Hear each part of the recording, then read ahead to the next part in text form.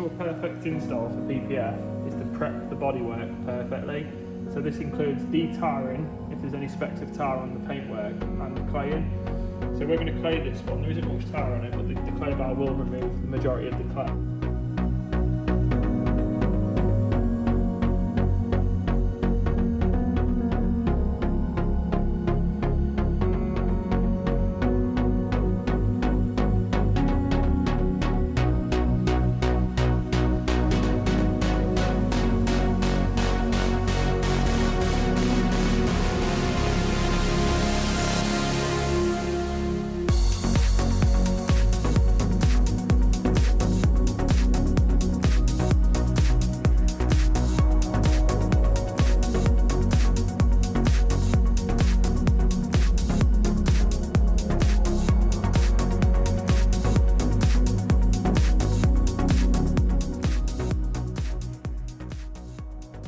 The next step after claying the vehicle is to degrease the panel. So for this we use 99.9% alcohol, and it's just a case of spraying it on, wipe over the panel, a lot of removing the grease, wax, any form of coatings that might be on there, what obviously could affect the length of, the lifespan of the film.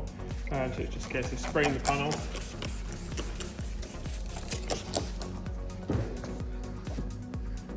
And just wipe over it.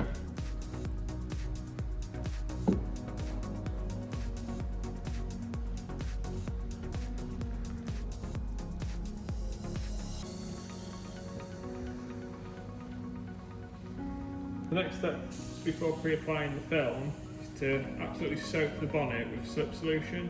So it's just a case of going over every single area, don't miss any square inch of the panel, just make sure everything is absolutely drenched in the slip solution.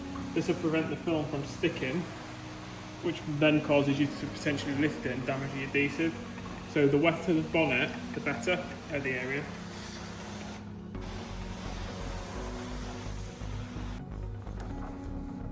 Prior to install as well, it's also required to wet the back of the film.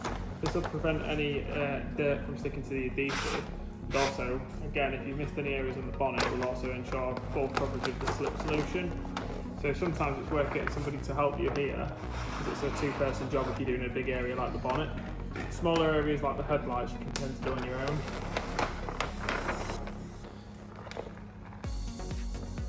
The next step, carefully lay the film onto the bonnet.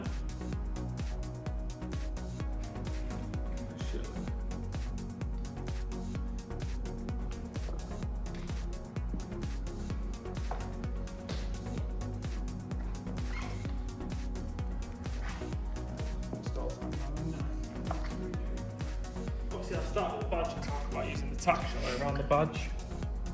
The badge is got dead close, though. I thought you said it looked quite big.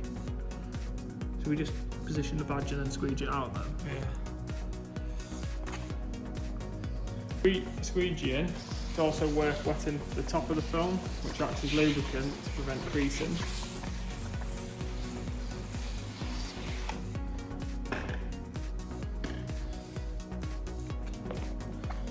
With the bonnet, we recommend starting with the badge if the bonnet has a badge centre, because obviously it gives a dead centre point. So if you've got the badge lined up, the rest of it should flow and line up perfectly. So the first thing to do is to position it into line, and then what we'll do, we'll apply some tack solution under the badge area. This will flush out any of the slip solution and adhere the film in that position. So then this area won't slip, providing a good area to then work on the rest of the bonnet.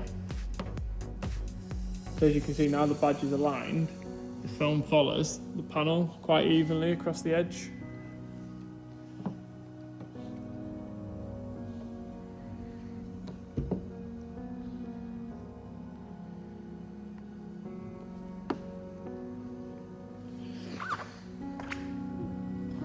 And then just work your way around the film and just make sure everything looks to be in position.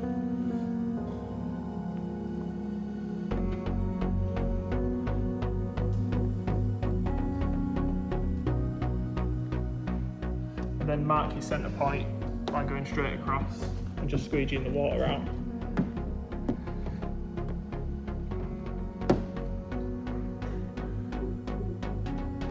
So once the film's wet and in position, I tend to like to rub my hand over it to push some of the big bubbles out, because obviously they will affect the alignment and positioning of the film. And as you can see, as I push them out, the film starts to line up better, because obviously they're taking up a lot of space.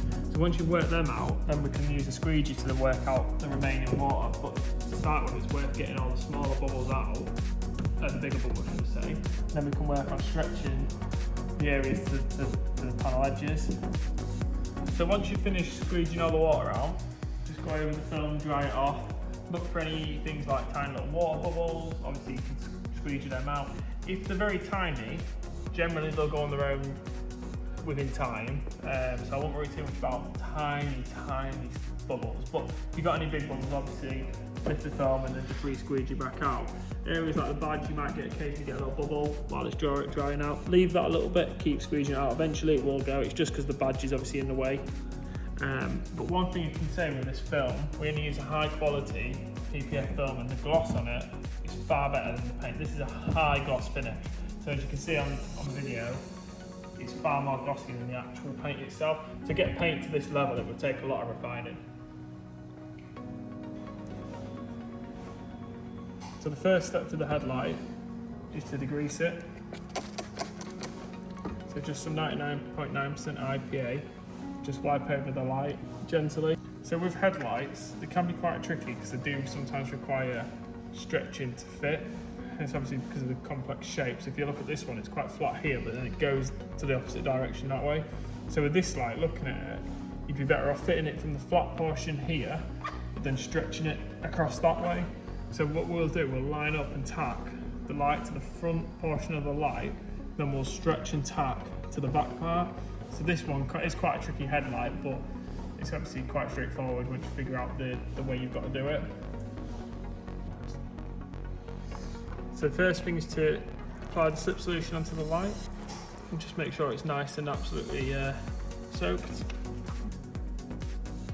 So the first thing is to lay it on, and as you can see, if you line it up at the bottom, you see the top part pulls up, which is normal. So what we'll do, we'll line it to the bottom of the light here and tack it into position, and then we can stretch these fingers out as we go along.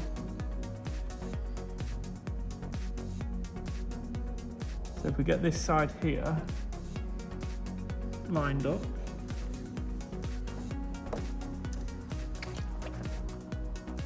and then use a bit of tack to push the soap out, get it lined up.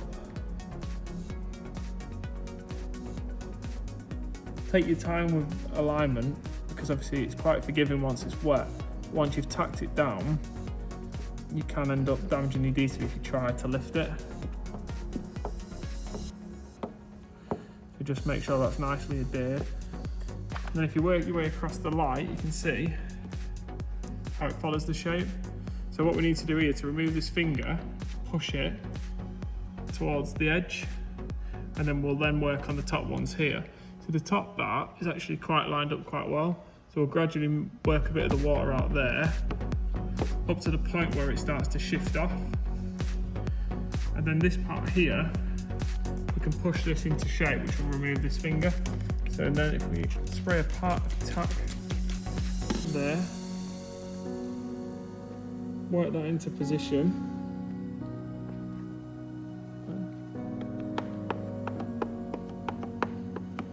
As you can see, this line now follows perfect.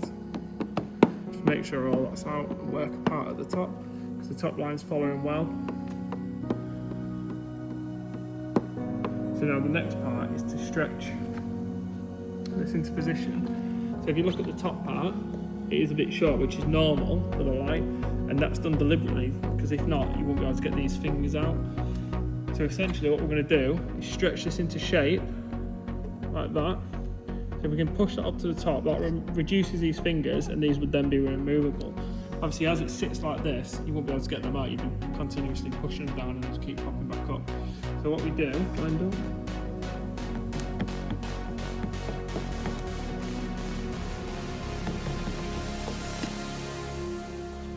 pull it down slightly. Then you can work your way along the bottom edge. Now these fingers will work out now. So you can squeegee any remaining water out of the top part of the light.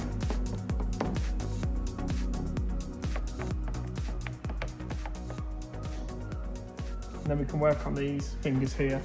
So for example, if you put the cloth around the squeegee, pull it down, obviously that'll soak the water up, which also works. But personally, I find the tack better in conjunction with the squeegee.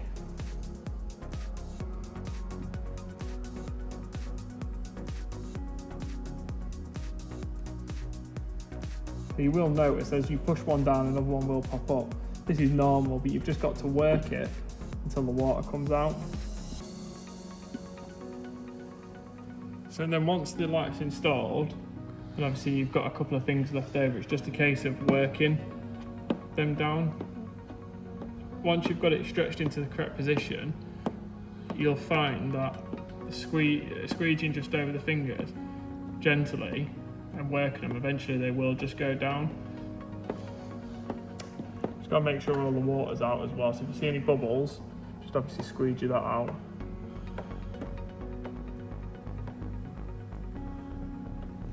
As you can see, slowly they do start to go down. Just got to work them gently and work the water out. Bumper is a little bit tricky because of it being quite big. So I'm going to show you how to obviously apply it. You really do need two people to do the bumper. The first step is obviously the same again, is degrease it. Obviously use like an IPA to degrease the panel and make sure it's obviously grease free. Then we use a slip solution. We're going to drench the whole bumper. So you can use a normal pump sprayer, but we've used one of these pump up pressurised sprayers just to make it easier and quicker. Just make sure it's nice and wet.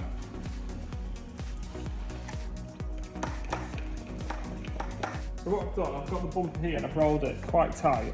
So this is the way you're doing it on your own. So obviously, ideally you'd wet the adhesive. So we've wet the corner piece, and what I'll do, I'll come over to the corner, this side roughly laid on, you can then pull the back in as you unroll it. Talk about it. So once the film's unrolled onto the car, obviously it's worth re-wetting it, so just pull back in all the loose areas and just get as much water under it as possible to make sure it's nice and lubricated. So just make sure you spray right under it. If there's any dirt, obviously this would pull it out, but obviously prep is key, so there should be as minimal dirt as possible. Pull back any areas like this where there's a joint, where a seam's going to be, wet the film, soak the film, and get it ready for installation.